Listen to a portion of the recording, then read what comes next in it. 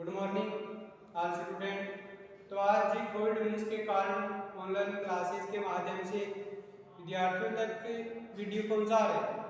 तो ये बातें वहाँ पर जो आपको BSTC फर्स्ट का टॉपिक करना चाहिए, जो DL के नाम से जाना जाता है, जो BSTC फर्स्ट। तो लगभग उसकी यूनिटें पूरी हो चुकी है। कोई एक दो यूनिटों के अलग अलग कोई भाग रह गए हैं जो टॉपिक के हिसाब से, वो आज को आप करवा रहे हैं। BSTC के अंदर विषय रहेगा हमारा भाषा, संज्ञान और समाज। भाषा, संज्ञान और समाज। जो हमारा देश बहुभाषिकता के नाम से जाना जाता है कि हमारे देश के अंदर बहुत सारी भाषाएं बोली जाती है।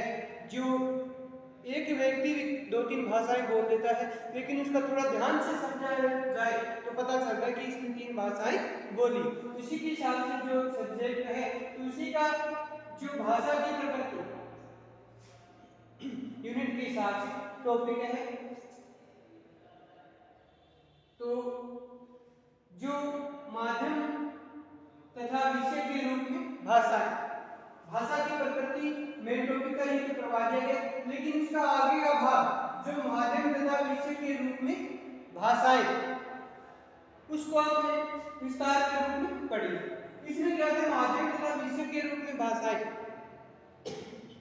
एक कक्षा या कक्ष के अंदर, जैसे 6th क्लास में, 6th क्लास के अंदर जब भी टीचर उसकी क्लासें ले रहे थे विद्यार्थियों की कक्षा कक्ष के अंदर, शिक्षक के द्वारा शिक्षार्थियों को कुछ करवाया जा रहा था अपने विषय के प्रति, उसमें उसकी प्रिंसिपल मैडम पीछे सीट पर जाकर के बैठ जाती है और थोड़ी देर सुनने के बाद उसमें पता चलता है कि उस कक्षा के अंदर क्या चल रहा है। तो पूरा होने के बावजूद तो वो प्रिंसिपल मैडम अपनी क्लास के विद्यार्थियों से पूछती है, लास्ट में पीछे बैठती है, तो एक क्वेश्चन करती है कि आपके विद्यार्थियों किस विषय पर आपने चर्चा की, तो इसको कैसे समझा सकते हो, कैसे सुना सकते हो आप। तो इसके हिसाब से एक क्वेश्चन बन जाता है। जैसे हुए कि मैडम प्रिंसिपल आगे सेल्फ क्लास में चली जाती है, वहां पर एक टीचर के द्वारा वहां पर क्लास ली जा रही थी एक रूम के अंदर। तो वहां पर जैसे मैडम पीछे जाकर के बैठने के बाद कुछ समय के बाद में वो क्लास पूर्ण हो जाती है, तो वो एक क्वेश्चन पूछती है कि ये बताओ, एक कागज लेने के बावजूद कि ये जैसे ऐसे कागज ले लिया, ये चित्र किसका हो सकता है, या उसने सैंपल पर बना दिया कि ये चित्र किसका है। तो विद्यार्थी उसका आंसर देंगे कि ये त्रिभुज भी हो सकता है, ये चतुर्भुज भी हो सकता है। जो कागज के अनुसार जिस सैंपल पर बातें पूछी गई है उसके हिसाब से बच्चों ने आंसर दे दिया कि ये पंचभुज या समकोण कह सकते हो, या 90 डिग्री का कोण बना दे। तो ऐसी सारी बातें पूछी गई सातवीं कक्षा के अंदर, विद्यार्थियों के आंसर आ जाता है कि ये बातें हो सकती है, इसका आंसर ये होता है। तो इसमें हमें पता चल जाता है कि सातवीं के अंदर कौन सा टॉपिक या कौन सा विषय पढ़ाया जा रहा है और 6ठी कक्षा के अंदर कौन सा विषय चल रहा है। तो इसमें कहानी के तौर पर देखा जाए तो हम इसमें हिंदी मान सकते हैं, और जो कागज के तौर पर या सैंपल के तौर पर इस चित्र बनाकर के विद्यार्थियों से पूछा जाए कि ये चित्र किसका हो सकता है, तो ऐसे साथियों के अंदर ऐसा मान सकते हैं कि इसके अंदर गणित पढ़ाया जा रहा है। तो इसके हिसाब से उसका एक विषय के रूप में भाषाएं बताती है जो सरल समझ में आ जाएगी। उसके उदाहरण के तौर पर ये बातें बताइए। देखा जाए, क्या आप अनुमान लगा पाए कि 6ठी तथा 7वीं कक्षा में किस किस विषय की पढ़ाई हो रही थी। हमें उसका अनुमान लगाया जा सकता है कि 6th क्लास के अंदर ये पढ़ाई हो रही थी और 7th क्लास के अंदर इस विषय की पढ़ाई हो रही थी। तो आपने देखा कि 6ठी कक्षा में कविता की पंक्तियां देखकर उनका अर्थ पूछा गया। जो कहानी या कविताएं बताई जा रही थी उसका अर्थ पूछा गया तो उसमें आंसर के तौर पर विद्यार्थियों ने 2-4 से पूछा गया तो उसने आंसर दे दिया। तथा 7वीं कक्षा में गणित की पढ़ाई हो रही थी तो आपने देखा कि 6ठी कक्षा में कविता की पंक्तियां देखकर उनका अर्थ पूछा गया, लेकिन कविता और देवनागरी लिपि में लिखी गई है। क्या है? देवनागरी लिपि में लिखी गई है। तो आपने अनुमान लगा लिया कि 6ठी कक्षा में हिंदी की पढ़ाई हो रही है। तो 7वीं कक्षा में आपने देखा कि कागज दिखाकर आकृति की पहचान करने को कहा जा रहा है। तो आकृति की वरना गणित पढ़ाने के उद्देश्यों से में एक हो सकता है। तो 7वीं कक्षा में हिंदी भाषा का उपयोग किया गया, लेकिन वहां हिंदी भाषा की समझ को बिठाना प्रत्येक उद्देश्य नहीं है। 7वीं कक्षा में भी हिंदी भाषा का उपयोग किया गया, लेकिन जो हिंदी भाषा का उपयोग गणितीय संकल्पनाओं की समझ बनाने के लिए किया जा रहा था। तो 6ठी कक्षा में हिंदी का प्रयोग बच्चों के हिंदी प्रयोग की क्षमता को बढ़ाने हेतु किया जा रहा है, यानी हिंदी साध्य तथा साधन दोनों ही है। साध्य तथा साधन दोनों ही माना गया है। परंतु 7वीं कक्षा में हिंदी गणित सीखने सिखाने का माध्यम है। उसी के अनुरूप वह हिंदी साधन है, लेकिन साध्य गणित की समझ बनाना है। तो अलग अलग स्कूलों में यही बात अंग्रेजी, उर्दू, तमिल, तेलुगु, फारसी आदि भाषाओं के संदर्भ में लागू होती है। स्कूलों में अलग अलग स्तर पर 1, 2 या 3 भाषाओं को विषय के रूप में पढ़ाया जाता है। उसके अलग अलग आपको टीचर मिल जाएंगे कि कौन सी कक्षा के अंदर किस विषय के अनुरूप वहां पर पढ़ाया जाए। तो अलग अलग उसके टीचर भी मिलेंगे, अलग अलग उसकी लैंग्वेज मिलेंगे, तो वो किस तरह वहां पर पढ़ाया जा रहा है।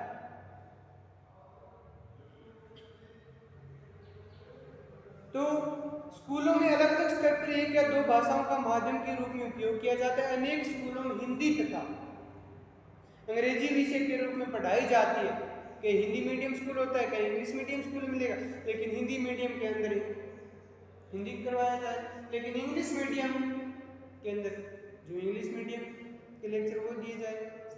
लेकिन राजस्थान हरियाणा के राज्य के करीब होने के बावजूद भी राजस्थान के अंदर बहुत कम है इंग्लिश बोली जाती है। लेकिन जो बड़ी बड़ी क्लासों में देखे जाए, छोटी कक्षाओं के अंदर देखा जाए, कॉलेज के तौर पर देखा जाए, तो मेरे हिसाब से 70% के हिसाब से इंग्लिश में ही करवाया जाता है हरियाणा में।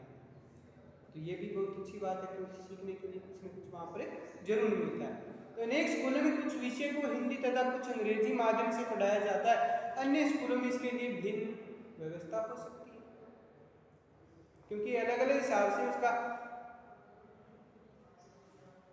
देखने को मिलेगा कि कौन सी संस्था के अंदर किस भाषा के रूप में अपने विषय के प्रति करवाया या पढ़ाया जाता है, उसका सिलेबस किस भाषा में है, उसके नोट्स हम किस भाषा में बनाना, इसके हिसाब से वहाँ पर क्या किया।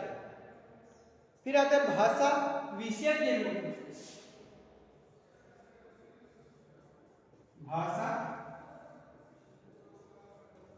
विषय के रूप में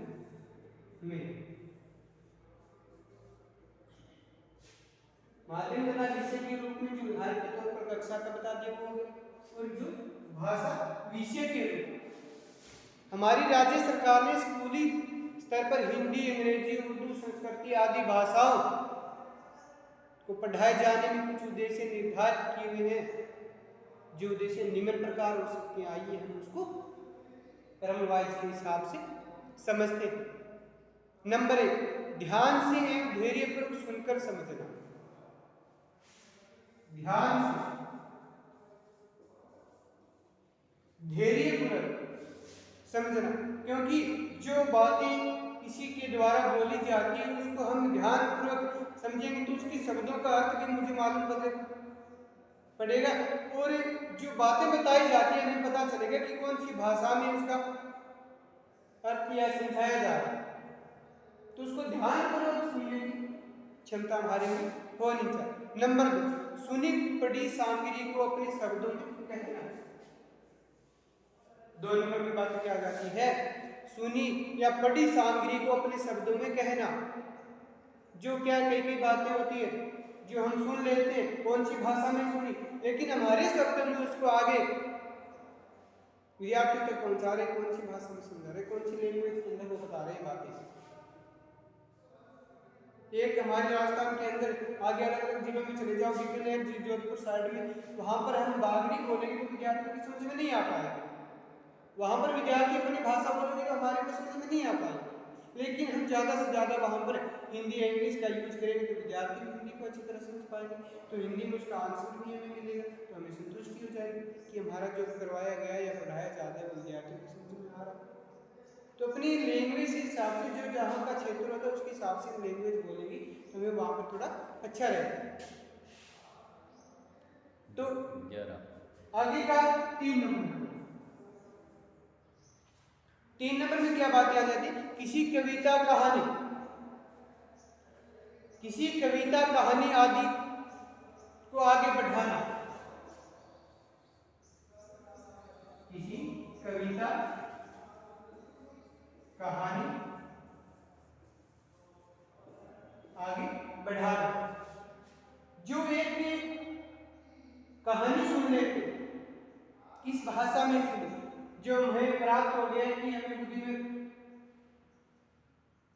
प्राप्त करने के बाद हम उसको कौन सी भाषा में आगे बांट सकते हैं, हम बांट सकते हैं कि हमने ये कहानियां कविता सुन ली, समझ ली, लेकिन हम हमारे प्यार स्कूल के विद्यार्थी हैं या घर के बच्चे हैं या आस पड़ोस के बच्चे हैं या कहीं रास्ते में जा रहे हैं बस के अंदर या ट्रेन के अंदर, वहां पर कोई बच्चा मिल जाता है, उसको कविता कहानी हम जो सुनी भी है उसको कौन सी लैंग्वेज में उसको समझा रहे हैं, तो उसका थोड़ा हमें बताने का, समझने का, जो उसके जो समझ रहा है उसके विचारों के हिसाब से, उसके भाषा के हिसाब से उसको समझ में आने चाहिए।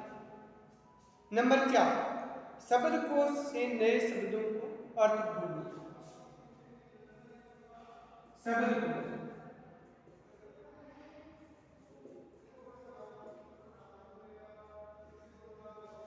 शब्दकोश के अनुसार नए शब्दों का अर्थ ढूंढना।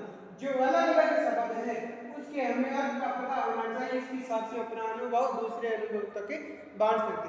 जो एक वक्ता के माध्यम से अपने श्रोताओं तक बातें पहुंचा सकता है, लेकिन उसके शब्दों का समझ में आना चाहिए कि ये कहानी है, कविता या कवि सम्मेलन हो गया, तो ये सारी बातें टीचर के द्वारा वहां पर या किसी व्यक्ति के द्वारा बातें बताई जाती है, तो उसका अर्थ हमें समझ में आना चाहिए, उसके अनुसार उसके अलग अलग अर्थ क्या हो सकते हैं। तो उपयुक्त उद्देश्यों में यह निहित है कि विद्यार्थियों में संगत भाषा को बोलने समझने अलग अलग स्थितियों में उपयोग करने की क्षमता का विकास करना है। साथ ही में उन्हें उन भाषाओं में लिखने तथा बोलने के नियमों के प्रति सजग करना भी होता है। हिंदी को विषय के रूप में पढ़ते हुए यह अपेक्षा रहती है, अपेक्षा क्या रहती है कि उसके प्रति हमने कुछ सीखा कि नहीं सीखा, इसका हम दूसरी भाषा में जवाब दे सकते हैं, नहीं दे सकते। तो साथ ही में उन्हें भाषाओं में लिखने तथा बोलने के नियमों के प्रति सजग करना भी होता है। हिंदी के विषय के रूप में पढ़ते हुए यह अपेक्षा रहती है कि विद्यार्थी हिंदी अन्य भाषा और भी समर्थ होगी। उनकी हिंदी को समर्थ करना ही हिंदी पढ़ने का मुख्य उद्देश्य होता है। यह बात अन्य भाषाओं के लिए भी सही है, क्योंकि यदि राजस्थान राज्य पाठ्य पुस्तक मंडल जयपुर के अनुसार प्रकाशित कक्षा 1 की हिंदी की पाठ्य पुस्तक का विश्लेषण करें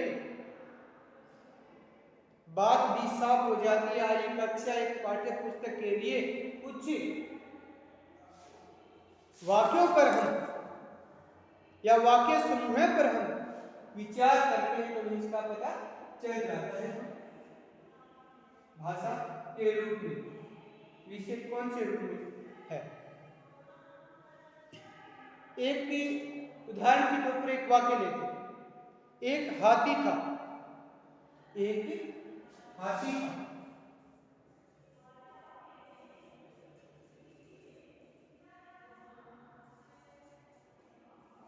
एक हाथी था, उसकी थी लंबी सूंड और चौड़े कान।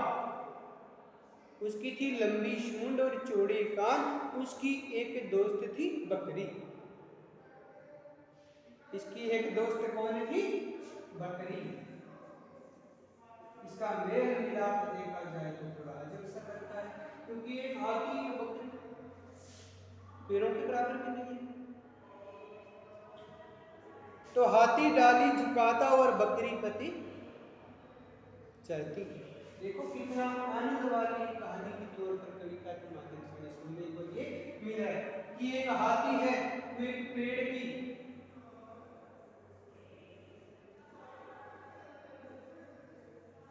जो डालियां है उसको अपनी सूंड से नीचे करता है और बकरी उसको भोजन के रूप में चबा करके खा रही है। तो एक बहुत अच्छी बात है। वाक्य 1 से 15 शब्द तथा एक विराम चिन्ह है। इनमें से 2 शब्दों कान तथा बकरी को लाल रंग से रंगा गया है। बकरी को लाल रंगों से रंगा गया है। बाकी 13 शब्दों तथा विराम चिन्ह को सामान्य तौर पर ही प्रस्तुत किया गया है। जरा सोचिए ऐसा क्यों किया गया? इसलिए ताकि विद्यार्थियों को ध्यान कान तथा बकरी में आए लिपि संकेतों पर दिलाया जा सके। इस बात की पुष्टि इस तथ्य से भी होती है कि पाठ के उपरांत इन लिपि संकेतों की पहचान के लिए अभ्यास करने के लिए अवसर उपलब्ध कराए जाते हैं, कराए भी गए। तो इससे क्या है, जो एक शब्द ले लेते हैं बैलेरिया या कैरेलिया। इसे बै से देखा जाए बस बकरा, बछड़ा, बतख, ये ऐसी सारी बातें आ जाती हैं। और कैसे देखा जाए कबूतर, कछुआ, ककड़ी या कमल भी कह सकते हैं। और का से देखा जाए, का से देखा जाए काजल, कान, काका, काजल, कान, काका और कार, कमला, ये सारी बातें भाषा विषय के रूप में समझने को मिलती है, जो आसान बना देते हैं ताकि ये हमारे समझ में आ जाए। तो इसलिए आगे आता है इसका टॉपिक भाषा माध्यम के रूप में।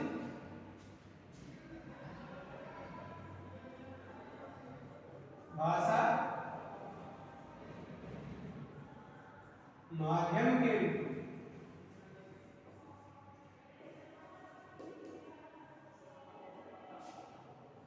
पहले था माध्यम तथा विषय के रूप में भाषा वाला, ये थोड़ा अलग टॉपिक है। भाषा माध्यम के रूप में क्या बातें होती है? अब तक हमने भाषा को विषय के रूप में सीखने तथा उपयोग करने के उद्देश्य के बारे में समझ बनाई। क्या बनाई? समझ बनाई। तो हम भाषा को माध्यम के रूप में उपयोग करने के विचार को समझेंगे। विचार को समझेंगे तो इसके लिए नीचे दिए गए अपने विचार कौन से हो सकते हैं? जो अलग अलग विचार है, क्या विचार हो सकते हैं? नंबर 1,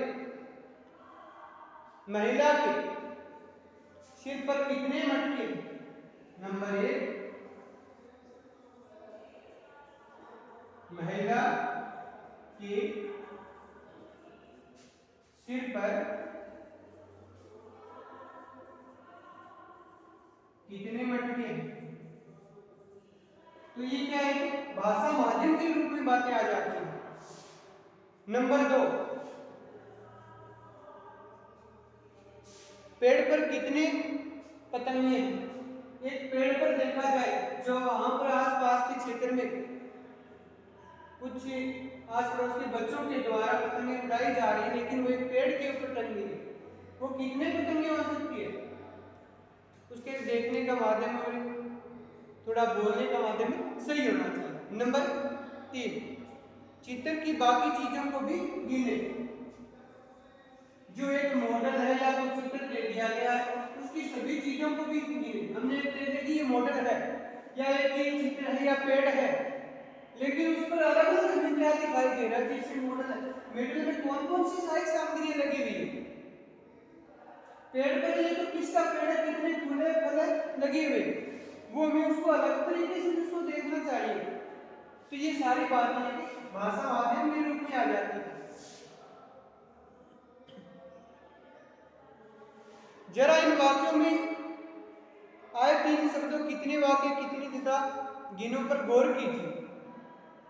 ये शब्द किन उद्देश्यों की पूर्ति करते हैं? जरा इन वाक्यों के उद्देश्यों में तुलना वाक्य या इन वाक्यों के उद्देश्य विद्यार्थियों को गिनती की संकल्पना को समझने में मदद करना, इनका उद्देश्य न तो वर्तनी सिखाना और न ही महिला मटका या पेड़ की समझ बनाना।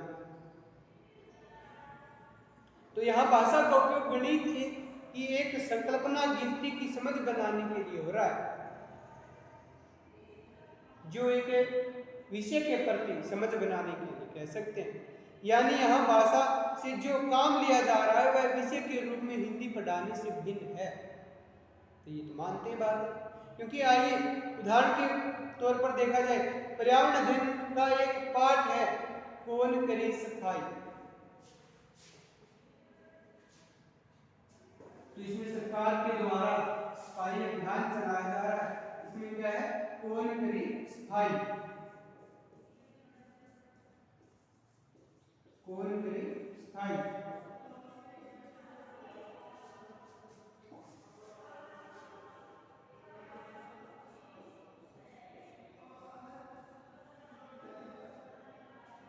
तो इसमें आम जनता के साथ साथ हमारा भी शौक रहेगा, तो हमारे देश के अंदर स्वस्थ और सफाई होती रही, क्योंकि सफाई होगी जब भी स्वस्थ रहेंगे, स्वस्थ रहेंगे ये कोई न के बराबर ही रहेगा।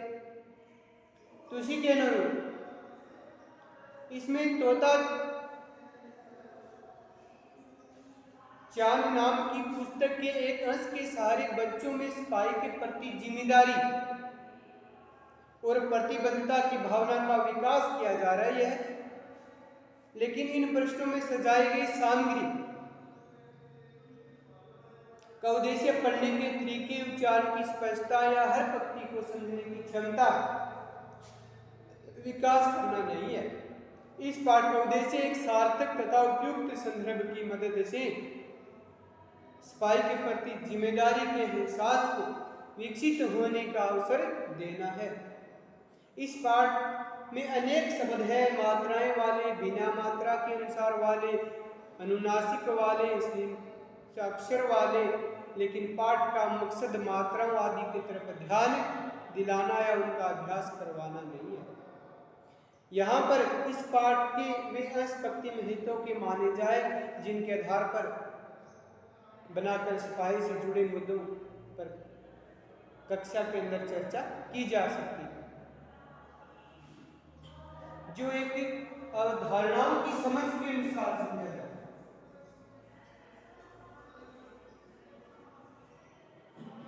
क्या है? अवधारणाओं की समझ के अनुसार समझा जाए। इस तरह का एक टॉपिक बन जाता है, तो हम किसे समझेंगे उसको? भाषा हम सबके जहन में है। क्या है? भाषा एक हम सबके जहन में है। अवधारणाओं का ढांचा इसी भाषा से बनता है। अपने अनुभव के आधार पर हम अपने मानस में आए चित्र को जीवित बनाकर ज्ञान को आगे बढ़ाते हैं। गणित विज्ञान सभी में ऐसी अवधारणाएं हैं जो भिन्न भिन्न चीजों के स्वरूप को हमारे सामने उसी रूप में रख जाती है। जैसे पृथ्वी गोल है, यहाँ गोल की अवधारणा हमारे सामने सवत बन जाती है। 2 रोटी 3 भाई, हम रोटी को 2 भाई को 3 से जोड़ पाते हैं। 4 साल का बच्चा यह सब कर लेता है। खुशी की परिभाषा सबकी इनकी अपनी अपनी और अलग अलग होती है। किस तरह से एक धारणा के साथ और धारणाओं का संबंध बनता है, यह धारणा के साथ और धारणाओं का संबंध बनता है, यह बात बच्चे जानते हैं। और स्कूल में जो परिभाषाएं दी जाती है, जिस तरह से दी जाती है, उनसे शायद संदेह उभरता है। बच्चों की एक अपनी भाषा होती है जिसमें उसने अपना व्यक्तित्व पढ़ा है। बहुत आनंद वाली है ये अवधारणाओं की समझ जो कहानी के तौर पर लिखी गई है। फिर विषय की जो प्रति बातें बताई जाती है, जो भाषा जानते हैं बच्चे, उसमें पढ़ना लिखना बातों को समझना आसान होता है। इसका क्रियान्वयन कैसे हुई है ये हमें तय करना है। यदि पढ़ने लिखने के शुरुआती सालों में अपनी समझ पैदा करना या बढ़ाने के लिए अपने शब्द मिले तो चीज़ आसानी हो जाती है, क्योंकि जो हमें अर्थ समझ में आता रहा है या कोई बातें समझ में आ रही है तो एक आसानी हो जाती है। तो यदि पढ़ने लिखने की शुरुआती सालों में अपनी समझ पैदा करने या बढ़ाने के लिए अपने शब्द मिले तो चीज़ें आसान हो जाती है। छवि बनाना आसान हो जाता है। स्कूलों में गणित या बेलनाकार शब्द सिखाया जाता है। यह शब्द बच्चे के दिमाग में कौन सी छवि लाता है, यह शब्द बच्चे के दिमाग में कौन सी छवि लाता है, ये कौन सी छवि लाता है? गेंद, सर्कल, गोल, वर्ताकार, गोलाकार इत्यादि। तो ये बातें क्या है उस पर निर्भर करती है। तो आज का हमारा भाषा की प्रकृति के अनुरूप टॉपिक समाप्त होने जा रहा है। जय हिंद।